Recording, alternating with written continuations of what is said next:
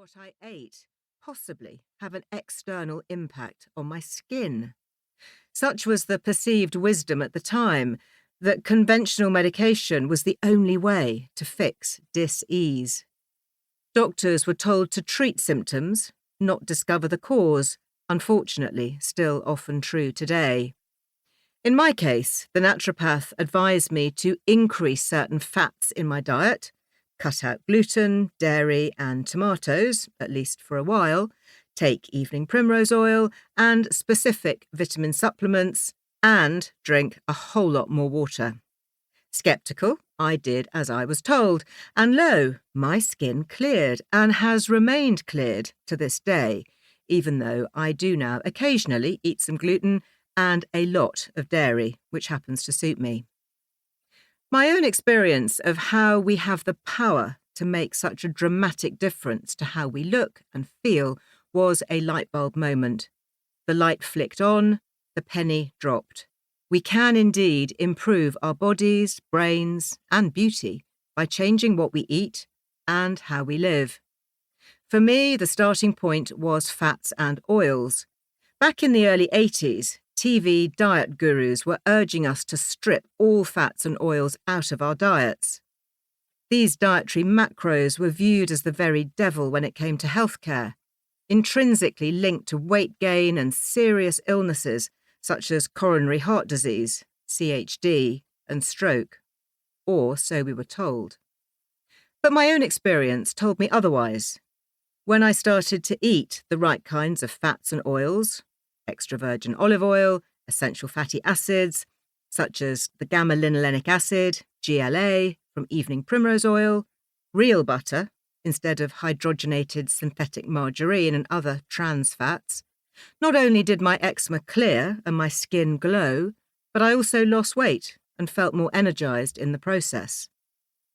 This led me to write my first book, Vital Oils, which was counterculture at the time, as mainstream medics and professional dietitians were urging low-fat eating. Alas, many still do. I'll come back to this later when I discuss diets and the foods we should be focusing on in more detail. Instead of following the popular narrative, I wrote about the dangers of low-fat as being damaging to our brains and bodies. I urged a switch back to real whole foods such as grass-fed meat, sustainable fish, and organic dairy.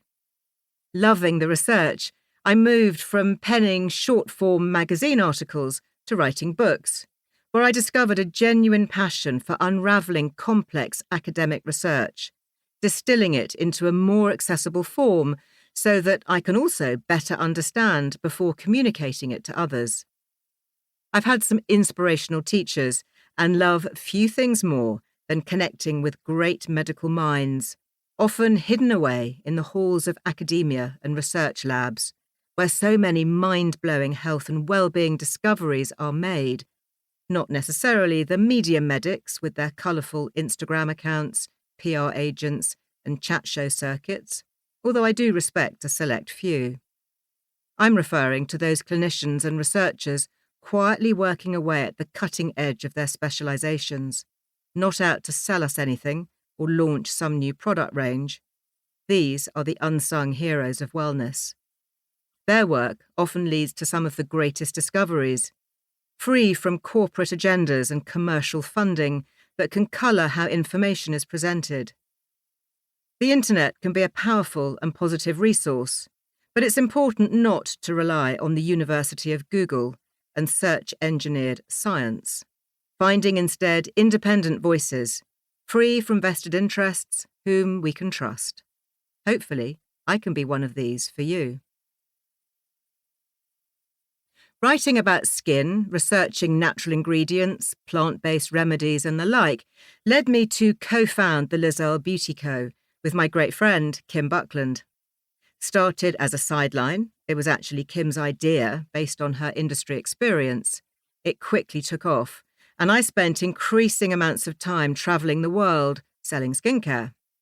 It was an exciting time to be brand building, and Kim and I built our business from a team of 2 across a kitchen table into a multinational global brand, one of the largest independent beauty companies in the UK, in fact. To keep listening to this audiobook, I've left you a link in the description so you can do it, at no cost thanks to Audible's 30-day free trial.